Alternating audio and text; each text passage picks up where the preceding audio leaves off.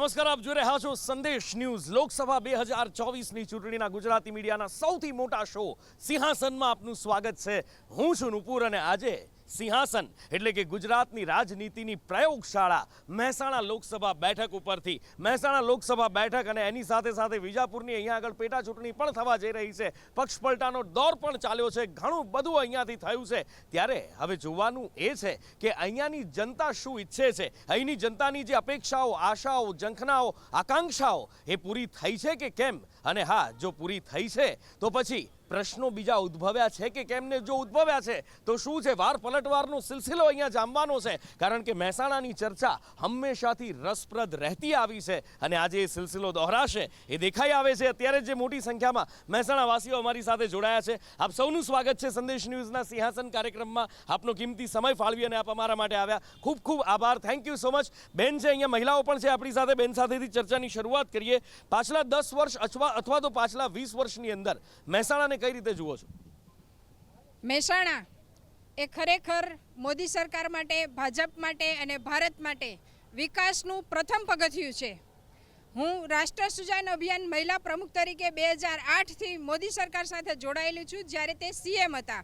એક નાનામાં નાના માણસને વિશ્વ લેવલ ઉપર કઈ રીતે લઈ જવા અને નાની નાની સમસ્યાઓને કેવી રીતે સમયસર એનું સમાધાન લાવવું, એ જો કોઈ કરતું હોય તો એક માત્ર મોદી સરકારે કર્યું છે। 70 વર્ષથી ન થયેલા કામો ફક્ત ફાઇલ અને પેપરમાં રહેલા હતા, એ કાર્યો જો મોદી સરકારે આજે તરત જ લાઈવ ન કર્યા હોત તો આજે હજી પણ ભારતનો આ વિકાસ ન થઈ શક્યો હોત। એટલે હું તો માનું છું કે મહેસાણા એ આપણા ગુજરાતીનું ગૌરવ છે, કેમ કે એક ગુજરાતી આખા વિશ્વ ઉપર ભારી પડ્યો છે। જો એક ગુજરાતી મહેસાણાથી જતો હોય અને આખા ગુજરાત, ભારત અને વિશ્વને સાકાર કરી શકતો હોય, એના સપના આત્મનિર્ભર ભારત, સમર્પણ ભારત અને હિન્દુત્વને લઈને જે મોટા મોટા પ્રોજેક્ટોને જેને સામાન્ય બનાવીને સર કર્યા છે, એવા મોદી સરકાર માટે આપણે સૌ મહેસાણાવાસી ભારી બહુમતી, જંગી બહુમતીથી વિજયી બનાવીને ફક્ત 400 પાર મોદી સરકારને લગાવીએ। જય મહેસાણા, જય મોદી સરકાર। અચ્છા, 70 વર્ષથી કામ નથી થયા, એ કામ થયા છે એવું સીધી વાત કરી છે। પહેલાં તો કામ થયા છે કે નથી થયા, સંદેશ ન્યૂઝ ચેનલના માધ્યમથી કહેવા માગું છું કે સાંસદો ભારતીય જનતા પાર્ટીના છેલ્લા કેટલાય સમયથી આવે છે, પરંતુ દુઃખની વાત છે મહેસાણાવાસીઓ માટે કે હજુ સુધી મહેસાણામાં એરપોર્ટ નથી લાવી શક્યા લોકો। એટલે બડી બડી બાતે ઓર વડાપાવ ખાતે જેવું કામકાજ છે ભારતીય જનતા પાર્ટીનું, કે આ લોકો એરપોર્ટ આવતું હતું છતાંય પણ મંજૂરીના કારણે સિદ્ધપુર ટ્રાન્સફર થઈ ગયું, પાટણ જિલ્લામાં જતું રહ્યું। તો શું મહેસાણાના સાંસદ જો જાગૃત રહ્યા હોત તો આજે આ નોબત કે આ પરિસ્થિતિ પેદા ના થઈ હોત અને મહેસાણાવાસીઓને એરપોર્ટ મળી હોત અને મહેસાણાનો વિકાસ એ અવિરતપણે ચાલુ આગળ વધી શક્યો હોત। બિલકુલ, મહેસાણાને એરપોર્ટ નથી મળ્યું એવી વાત છે, કોણ જવાબ આપશે? મહેસાણાને એરપોર્ટ સાંસદના કારણે નથી મળ્યું? મને તો એવું લાગે છે મહેસાણામાં એરપોર્ટની જરૂરત નથી અને આપણી પાસે એટલી બધી જગ્યા પણ નથી છે। અચ્છા, મહેસાણામાં એરપોર્ટની જરૂર નથી, કોઈ એવી જગ્યા નથી અત્યારે તો લાગતી નથી। અચ્છા, મહેસાણામાં એરપોર્ટની જરૂર નથી એવું સ્પષ્ટ કહી રહ્યા છે। હા, મહેસાણામાં તો એરપોર્ટની ખૂબ જ જરૂર છે અને એરપોર્ટ માટે અહીંયાના સમાજે જે જમીન છે એરપોર્ટ માટે એ બહુ મોટી લેન્ડ દાનમાં આપેલી છે, એટલે સરકારે એના પોતાના પૈસે એ જગ્યા આપવાનું જરૂરી નથી। બારોટ સમાજે અહીંયા બહુ મોટી જગ્યા છે એરપોર્ટ માટે, એ દાનમાં આપેલી છે સરકારને, એમાં ખાલી એમને કામ જ કરવાનું છે।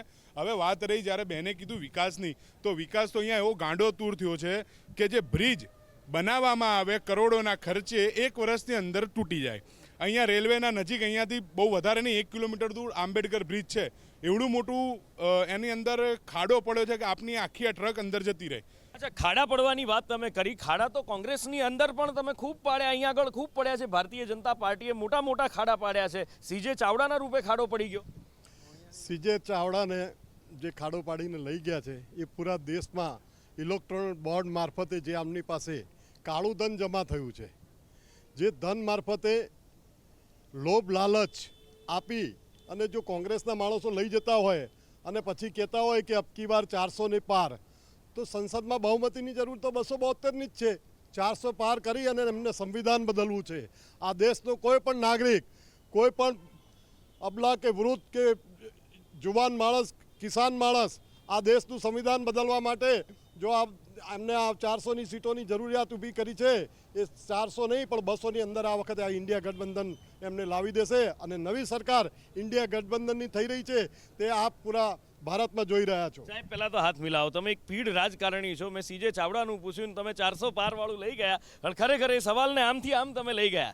તો એ જાય અને પાછો આવે. એ તો હાલ ભાજપમાં તમે જોઈ જ રહ્યા છો કે કકળાટ કોંગ્રેસનો નહીં, કકળાટ હાલ ભાજપનો ચાલુ છે.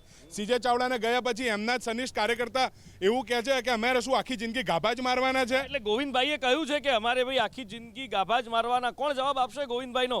કુકરવાળાના ગોવિંદભાઈનો આ બાજુથી કોઈ જવાબ આપવા? બેન જવાબ આપશે. હા, જ્યારે આપણે પરિવારમાં 8 થી 10 લોકો રહેતા હોય તો એકને નેતૃત્વ આપીને બાકીના 8-9 લોકોને એમને ફોલો કરવા પડે.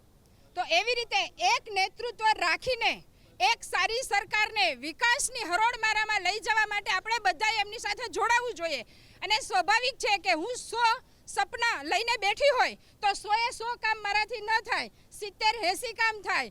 ક્યાં આજે અટલ બિહારીના જે અટલ સપના હતા, જે સરદાર પટેલનું કામ હતું 2002 થી 2004 થી જે યોજનાઓ ખાલી પેપર ઉપર હતી એને પૂરી કરવામાં 10 વર્ષ મોદી સરકારે આ કામ કર્યું છે ને ત્યારે આ સપના સાકાર થયા છે. ઓકે, ચાલો આ બાજુ બહેનો છે એમની સાથે વાત કરીએ. મહિલાઓ માટેની ઘણી બધી યોજનાઓ, ઘણી બધી વાતો, ઘણી બધી છે. શું અહીંયા આગળ મહિલા પગભર બની છે? મહિલાઓને રોજગાર, આ તે સશક્તિકરણનો અનુભવ થાય છે? પેલી એક જ વાત છે કે મોદી સરકાર આવી હું બની નવી તાણે એક જ શબ્દ હતો, બેટી બચાવો ને બેટી પઢાઓ. એ એક શબ્દનું નિવારણ શું ને કાઢો? અત્યારે બલાત્કાર ચાલુ છે, ફાંસી ખાતા ચાલુ છે, વો ઘરમાં બાળવાનું ચાલુ છે, શું નથી તલાક ચાલુ છે, કેરેટમાં 50 કે તલાકનું પડ્યું છે. આજ તારીખ આવી ઘડી થઈ જાય બેન તાણે નંબર આવે.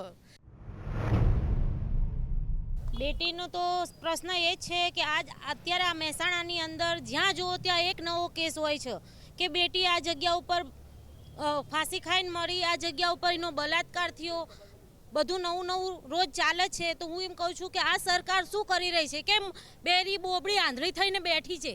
કેમ કશું આનો નિકાલ નથી? કેમ કે આરોપીને સજા મળી શકતી નથી? કેમ નથી મળતી? બેટી બચાવ બેટી પઢાઓ તો બેટીનું સુરક્ષિત કેમ થતું નથી? બસ એ જ કહેવા માંગુ છું કે લેડીઝ ઉપર જે અત્યાચાર થાય છે એ અત્યાચાર બંધ થવા જોઈએ. ઓકે, બેન શું કહેવા માંગે? હા, મોદી સરકાર છેલ્લા 30 વર્ષથી મહેસાણાની અંદર રાજ કરી રહી છે. તો શું એમપીની અંદર અને રાજસ્થાનની અંદર બહેનોને સન્માન રાશિ 1000 રૂપિયા આપવામાં આવે છે અને ગેસના બાટલાના 400 રૂપિયા આપવામાં આવે છે? તો શું ગુજરાતની બે દીકરીઓ અને બેટીઓ નથી? કેમ એમને જરૂર નથી? તમને 30 વર્ષથી સત્તામાં બેહાર્યા છીએ તો પણ સુરક્ષિત નથી અત્યારે બેટીઓ અહીંયા. અચ્છા, મહેસાણાની અંદર વિકાસની આ બધી વાતો થઈ, ભ્રષ્ટાચારની પણ વાતો થઈ, પણ જો અહીંયા મહેસાણા એટલે એક ઉદ્યોગનું હબ કહેવાય છે, તો મહેસાણાની અંદર ઉદ્યોગ માટેની તકો તો છે, પણ એને બૂસ્ટ કરવા માટેની અહીંયા આગળ કેવી રીતની એક માહોલ છે? ખૂબ સરસ માહોલ છે. ખૂબ બહુ સારું કર્યું છે મોદી સાહેબે. જે બી કર્યું છે બહુ સારું કર્યું છે. શું કર્યું છે? હું તો ખાલી એટલું જ કહેવા માંગુ છું કે આપણા ઘરના જે વડા હોય, જેમ કે આપણા પિતા હોય આપણા ઘરમાં, બરાબર, એ આપણે એમના પર પૂરેપૂરો વિશ્વાસ રાખતા હોઈએ. એવી જ રીતે મોદી સાહેબ જે છે તે આપણા ઘરના મોટા કહેવાય, કેમ કે આપણા વતનના છે, આપણા ઇલાકાના છે, આપણા જિલ્લાના છે. એટલે આપણે એમને ઉપર પૂરેપૂરો વિશ્વાસ મૂકવો જોઈએ. એક જે બી કરશે સારું જ કરશે. હજુ સુધી તો મને લાગતું નથી કે કંઈ ખોટું થયું હોય. અચ્છા, આપનું શું કહેવું છે? સારું થયું છે, સારું થશે. સારું થયું છે, સારું થશે, ટૂંકું ને ટચ, આનાથી વધારે કંઈ જ નહીં. અચ્છા, હા, કંઈક કહેવા માંગે છે? વાત સાંભળો, 70 વર્ષની અંદર કોંગ્રેસે રાજ કર્યું, એમાં 70 વર્ષમાં કોંગ્રેસે શું કર્યું? મોદી સાહેબ 100 ટર્મમાં આવીને, મારી વાત સાંભળો, 100 ટર્મમાં આવીને, એમ નહીં, મારી વાત સાંભળો, 100 ટર્મમાં આવીને આટલું ઘણું બધું કર્યું. આયુષ્માન કાર્ડ, રોડ, રસ્તા, એરપોર્ટ, હા ના ઇધર કિધર, દવા, બરોબર. પછી શૈક્ષણિક લક્ષ્ય આરટીના ફોર્મ ભરાયા, બાળકોનો હાલે ચાલુ જ છે ભરવાના, બરોબર. તદ્દન આર્થિક પરિસ્થિતિ એવી નબળા બાળકો માટે જે આરટીના ફોર્મથી દરેક સ્કૂલની અંદર બાળક ભણી શકે, બરોબર. અને વત્તા 70 વર્ષની અંદર કોંગ્રેસે શું કર્યું? ઝઘડા કરાયા. હોપળો, મારી વાત હોપળો. જ્યારે અમદાવાદ જો એટલે કે ભાઈ કરફ્યુ છે, બરોબર. હવે સાહેબ ના આયા પછી કોઈ દાડ તમે સાંભળ્યું કે ભાઈ કરફ્યુ છે? ઓકે, ઘણી બધી ચર્ચા થઈ. બીજા ઘણા પણ વિષયો આપણી પાસે છે, કારણ કે એક સમયના બંધનમાં, સમયની મર્યાદામાં રહીને આપણે ચર્ચા કરવાની હોય. પણ મહેસાણાની જો સાથે સાથ વિધાનસભાની વાત કરીએ, ઓવરઓલ લોકસભાની વાત કરીએ, તો ચિત્ર બદલાયેલું દેખાય કે કેમ? ચિત્ર તો રાજકારણની વાત હું આજે નહીં કરું, રાજકારણીઓ રાજકારણની વાત કરશે. અમારો મુદ્દો એક જ છે કે અત્યારે દિવસે ને દિવસે ભાગેડુ લગ્નની ઘટનાઓ બહુ જોરદાર સામે આવી રહી છે. અમે એસપીજી ગૃહપતિ માનનીય મુખ્યમંત્રી CR પાટીલ પ્રદેશ પ્રમુખ છે અને મુખ્યમંત્રી અને કાયદા મંત્રી ઋષિભાઈને પણ પત્ર દ્વારા વારંવાર માગણી કરી ચૂક્યા છીએ કે પ્રેમ લગ્નની અંદર કાયદામાં સુધારો કરવામાં આવે અને માતા પિતાની સહી ફરજિયાત કરવામાં. આ મામલે દરેક સમાજ લગભગ 80 થી 90 ધારાસભ્યોએ પણ સમર્થન કર્યું છે, 2 થી 3 સાંસદે પણ અમને સમર્થન કર્યું છે. તો હું મીડિયાના માધ્યમથી કહેવા માગું છું કે આ મુદ્દાનું વહેલામાં વહેલી તકે નિવારણ આવવું જોઈએ અને સમગ્ર સમાજ અને સમગ્ર જનતા અમારી સાથે છે અને આ કાયદો ખરેખર બદલાવવો જોઈએ. ઓકે, હા સાહેબ શું કહેવા માંગો? મહેસાણાની અંદર મોદી સાહેબ મોટી મોટી વાતો કરે છે. બેરોજગારીનો ખૂબ મોટો પ્રશ્ન છે. આ ગુજરાતના સૌથી મહેસાણા જિલ્લાની અંદર યુવાનો ફોરેનની અંદર પલાયન થઈ રહ્યા છે. ફોરેનની અંદર ગામડાથી માંડી સિટીની અંદર અમેરિકા કેનેડા માટે અહીં રોજગારી મળતી નથી, લોકો ફોરેન જતા થઈ ગયા છે. રોજગારીનો ખૂબ મોટો પ્રશ્ન છે. અચ્છા, ફોરેનની એક વાત આવી તો એક વસ્તુ એ પણ છે કે ગેરકાયદેસર રીતે જવાવાળા એજન્ટોનું રાજ ઘણું બધું છે.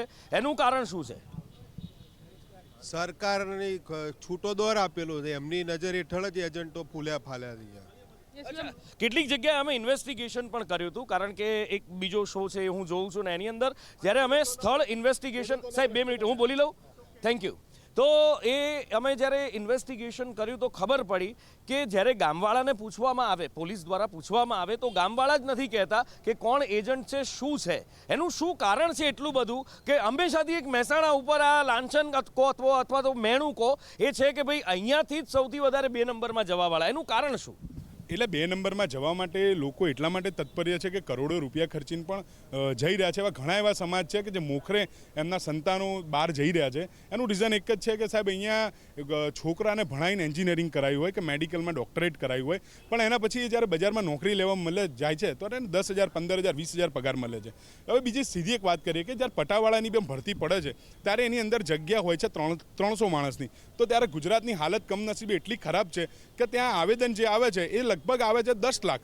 હવે 10 લાખ જે આવેદન આવે છે એની જે ફીસ ગણીએ ને તો એ 300 જણના આજીવન પગાર મળે ને એ ખાલી આવેદનની ફીસમાંથી જ નીકળી જાય. એટલે તમે જ સમજો કે અહીંયા બેરોજગારી કેટલી. એટલે શું થાય, મા બાપ પણ છોકરાઓને જમીન અને મોકલવા તો નથી હોતા, કેમ કે કહેવામાં એમાં આવે છે કે જેના છોકરા ફોરેન ગયા હોય તો મા બાપ અહીંયા બીમાર હોય તો છોકરા આવતા નથી. ક્યારે પેટે પાટા બોધીને મોકલતા હશે? જ્યારે અહીંયા બેરોજગારીનું ચરમસીમાએ હશે એના માટે જ મોકલતા હશે. શું કામ કોઈનો કટકો જમીન વેચતું હશે? તમે જેમ કીધું કે આ 2 નંબરિયાનું રાજ વધ્યું છે તો એ ભાઈએ વાત કરી એ પ્રમાણે સરકાર રહેન નજર નીચે જ થાય છે. જો સરકાર એક મહેલામાં છુપાયેલી દારૂની બોટલ જો શોધી નાખતી હોય તો તમે સમજો જ છો ને કે હવે આ શોધવું એના માટે કંઈ બહુ મોટી વાત નથી, પણ જો દિલથી કરવું હોય તો ગુજરાતના છોકરાઓને પોતાના છોકરા સમજો અને કરો તો ક્યારેય ના જાય. જે 2 લાખ રોજગારી પણ નથી આપી શક્યા. એટલે ભારતીય જનતા પાર્ટીના ઠાલા વચનો પબ્લિક જાણી ગઈ છે, યુવાનો જાણી ગયા છે. એટલે જ આ વખતે જો તમે ભારતીય જનતા પાર્ટીમાં ઉકળતો ચરુ કેટલો પેદા થયો છે. જે ટિકિટ ડિક્લેર કરે એના પાછળ અને કોંગ્રેસ યુક્ત ભાજપ થઈ ગયું છે, કારણ કે કોંગ્રેસમાંથી આવેલાને જ લાણીની ફૂલ છે ટિકિટોની. તમે જોઈ લો, CJ ચાવડા, અર્જુન મોઢવાડિયા, બધે 4-5 વિધાનસભાની પેટા ચૂંટણીના ડિક્લેર ઉમેદવારો જુઓ. એવન સાબરકાંઠા ઉમેદવાર જુઓ તમે, જે શોભનાબેન છે એ પણ મહેન્દ્રસિંહ બારૈયા કોંગ્રેસના પૂર્વ ધારાસભ્ય હતા, એમના મિસિસને ટિકિટ આપી છે. એવી જ રીતે સુરેન્દ્રનગર જે ડિક્લેર કરાય એ પણ કોંગ્રેસી ગોત્રના. ઓકે બેન, શું કહેવા માંગો? શા માટે કોંગ્રેસ વાળા ભાજપમાં આવે છે? જો આટલું બધું ભાજપ ખરાબ છે એનો જવાબ આપો. શા માટે આટલા બધા લોકો આવી રહ્યા? તમારી ભારતીય જનતા પાર્ટીમાં મજબૂત નેતાઓ નથી, મજબૂત યોદ્ધાઓ નથી, ચૂંટણી લડી શકે એવા ઉમેદવારો નથી, ચૂંટણી લડી શકે અને જીતી શકે એવા કેપેબલ એજ્યુકેશન પર્સન એવા નથી કેપેબલ. જ્યારે એક કદાવર નેતા, મજબૂત નેતૃત્વ વિશ્વ લેવલે દેખાયું ને ત્યારે કોંગ્રેસીઓ ભાજપમાં આવ્યા છે. 20 પડે અર્જુન મોઢવાડિયા, એક બોલો. 20 વર્ષ અર્જુન મોઢવાડિયા, 30 વર્ષ અર્જુન મોઢવાડિયા રહ્યા પછી આજે ભાજપમાં શા માટે આવું પડ્યું? તમે તમારી પાર્ટી કેબિનેટ મિનિસ્ટરના સપના દેખાડે છે, તમારી પાર્ટી 5-10 કરોડના કોથળા ઠલવે છે, ત્યારે એ લોકો મજબૂત નેતૃત્વ વિશ્વ લેવલે મજબૂત નેતૃત્વ જો કોઈ હોય તો મોદી સરકારનું છે. એટલે કોંગ્રેસ વાળા છોડીને ઘણી બધી ચર્ચા ઘણી બધી આ મુદ્દાની અંદર જ આપણે રહી જઈશું. ઘણા બધા ખેડૂતોના પણ પ્રશ્નો મારે લેવા છે. આ ખેડૂત અગ્રણી, ખેડૂત આગેવાન પણ છે. આવું સાહેબ આપની પાસે, એમની સાથે વાત કરીએ. હાજી સાહેબ. હું મહેસાણાથી એક્સ સરપંચ રમેશભાઈ ચૌધરી, મહેસાણા રામપુરા તાલુકા. હવે ખેડૂતોની વાત કરી, બસ બોલો. ખેડૂતોની વાત કરું તો સમગ્ર વિશ્વમાં સૌથી વધુ દેવેલા ઉત્તર ગુજરાતનો એટલે કે અમારા નરેન્દ્રભાઈ મોદીના વિસ્તારનો ખેડૂત પેદા કરે છે. એશિયામાં સૌથી વધુ દૂધ ઉત્તર ગુજરાતનો ખેડૂત પેદા કરે છે. ભારત દેશમાં મોંઘામાં મોંઘું પાણી હોય તો મહેસાણા જિલ્લાનું ઉત્તર ગુજરાતનું ખેડૂત વાપરે છે. પંજાબ, તેલંગાણા, કર્ણાટક, આંધ્રપ્રદેશ, તામિલનાડુ, ઉત્તર પ્રદેશ એ અમારા ભાજપ સરકારનું છે. ત્યાં પાણી નિઃશુલ્ક આપવામાં આવે છે ખેડૂતોને, લાઇટ પાણી. હરિયાણામાં 35 રૂપિયા છે, અહીંયા ગુજરાતમાં 665 રૂપિયા. મેં વારંવાર રજૂઆત કરી, વડાપ્રધાન શ્રી, સહકાર મંત્રી શ્રી, મુખ્યમંત્રી શ્રી, કોઈ સાંભળતું નથી. ઉત્તર ગુજરાતનો ખેડૂત તો બહુ દુઃખી છે. અત્યારે હાલ પણ પાણીના જો વર્ષે મહિને 5 થી 10 હજાર બિલ ભરે છે. પાણી માટે ખેડૂતને કમસે કમ 20 થી 25 લાખ રૂપિયાનો બોર કરવો પડે છે, ટ્યુબવેલ. એના પછી કનેક્શન જ આવે, 1.5 લાખ રૂપિયા કનેક્શન ને ભરવાના. પણ ખેડૂતનો આગેવાન કોઈ પણ કહેવા માટે તૈયાર નથી. કેમ? એટલા માટે ખેડૂતના બધા જ કોંગ્રેસ હોય કે ભાજપ હોય, બધાએ ભ્રષ્ટાચાર સિવાય કશું કામ કર્યું જ નથી. ઓકે દાદા, હા દાદા શું કહેવા માંગે છે? મારે એ કહેવું છે કે મહેસાણા જિલ્લાની અંદર સૌથી પહેલાં 1972-73ની વાત કરું છું.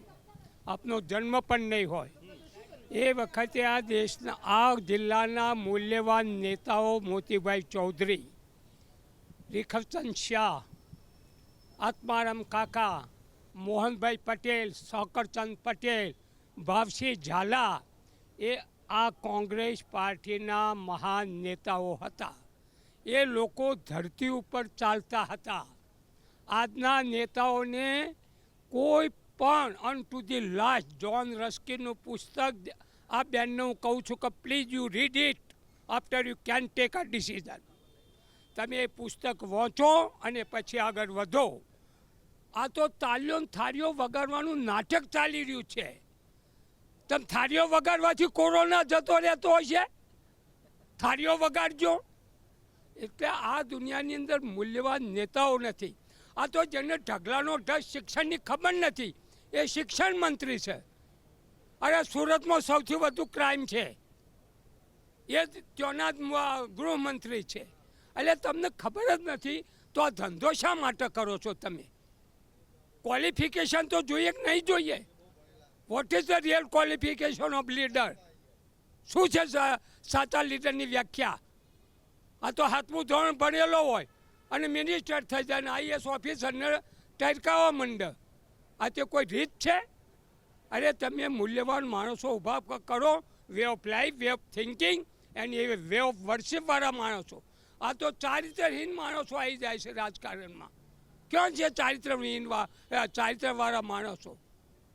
ભાઈને વાત કરી કે એ વખતે હું સાક્ષી છું, મોતીભાઈ ચૌધરી સાથે હું જનાર, વજુભાઈ વાળા જોડે કે શું છે સાહેબ આ દૂધ ઉપરનો ટેક્સ? તો કે સાહેબ હવે તમે આવ્યા એટલે મારે કરવું પડશે, નહીંતર પૈસા ક્યાંથી લાવું? તો મોતીભાઈએ કીધું કે તમને વહીવટ કરતો ના આવડતો હોય તો ઉતરી જાઓ, હું બેસી જાઉં, આ વહીવટ હું કરીશ.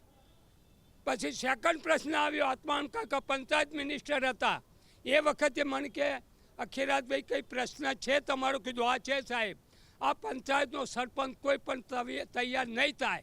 કેમ? કારણ કે આટલો બધો બિલ કોણ ભરે પંચાયતનો અને કોણ સરપંચ થાય? તો કે શું કરવું છે? તો કીધું પંચાયતનો બિલ માફ કરો તો જ લોકો આ સરપંચો થશે અને વહીવટ સારો એ ચાલશે. તો આત્મારામ કાકાએ ક્વિક ડિસિઝન લઈ લીધું. આ તો અરજીઓ કરો ને તો બીજા મંગળવાર જો તો અરજી જ નહીં હોતી સચિવાલયમાં. ઓકે, હા હા હા. દાદાએ વાત કરી પંચાયતની જ. મારે એ પૂછવું છે કે 9,000 8થી 9,000 ખાલી પંચાયતો 2 વર્ષથી સરપંચની ચૂંટણીઓ નથી થઈ. ગામના લોકોને જે હાલાકી પડી રહી છે, વહીવટદારો સમયસર આવતા નથી. વહીવટદારો અંદર આવતા નથી, પંચાયતની અંદર કોઈની પાસે જવાબદારી નથી. લોકોના પાણીના એટલા પ્રશ્નો, લાઈન તૂટી હોય તો એને મહિનાઓ સુધી સરખી કરવામાં નથી આવતી, પાણીનો કેટલો બગાડ થાય, પાણીના પ્રશ્નો નથી. મારે પૂછવું છે કે આ 2 વર્ષથી આ ઇતિહાસની અંદર પહેલીવાર આવું બન્યું છે કે સરપંચની, ગ્રામ પંચાયતના સરપંચોની 2 વર્ષ સુધી ચૂંટણી કરવામાં નથી આવતી. તો આ શું પંચાયતી રાજને ખતમ કરવાનો ઈરાદો છે? ઓકે, સાહેબ શું કહેવા માંગે? હું સાહેબ આ ભૂપેન્દ્રભાઈની સરકાર ને નરેન્દ્રભાઈની સરકાર, મારે બીજું કશું નહીં કહેવું કે વિદ્યાર્થીઓનો 14 વાર પેપર ફૂટી જાય, એક પણ વિદ્યાર્થીને પેપર ફૂટ્યો છે તમે જુઓ, એક પણ નોકરી નથી મળી અને નોકરીના વાયદાઓ કરી રહે છે અને પેપર ફૂટે રહે છે અને વિદ્યાર્થીઓનું ભાવિ લટકતી તલવાર જેવું હોય છે. તો હવે ભાવિ પેઢીનું શું થશે ને આ સરકારમાં એ અમને ખબર પડતી નથી. એટલે આ સંદેશ દ્વારા હું મેસેજ મોકલું છું કે વિદ્યાર્થીઓનું તો વિચારો, તમારું કોઈનું વિચાર્યું નથી. એટલે 14 વખત આ પેપર ફૂટેલા છે. સાચું ભારત એ ગામડાઓની અંદર હોય છે. હું ઊંઝા તાલુકાના સૌથી મોટા હાઈવે ટચ આવેલા ઉનાવા ગામનો વતની છું. મારું માદરે વતન છે. 30 વર્ષથી ભારતીય જનતા પાર્ટીની સરકાર છે ગુજરાતની અંદર, બીજા 5 વર્ષ આપ્યા. તમે મારા ઉનાવા ગામની અંદર, તમે મહેસાણાથી ઉનાવા ગામની અંદર પ્રવેશ કરો ને એના 1 કિલોમીટર પહેલાં તમને દુર્ગંધ મારે ને એટલે ખબર પડી જાય કે ઉનાવા ગામ આવ્યું. અને તમે સિદ્ધપુરથી આવતા હોય ને એટલે ઊંઝા આવે એટલે જીરા અને વરિયાળીની ખુશ્બુ આવે એટલે તમને ખબર પડી જાય કે ઊંઝા આવ્યું. ત્યારબાદ ઊંઝા છોડો ને પછી ખબર પડી જાય તમને 11 ઘરનાળાથી ખબર પડી જાય 1.5 કિલોમીટર પહેલાં કે હવે ઉનાવા આવ્યું છે, કારણ કે ગંદકીનું બેતાજ બાદશાહ ગામ છે. શું શહેરનો વિકાસ થયો એ જ વિકાસ? ગામડાઓની અંદર વિકાસ નહીં? સાચો વિકાસ, સાચું ભારત ગામડાઓની અંદર હોય છે.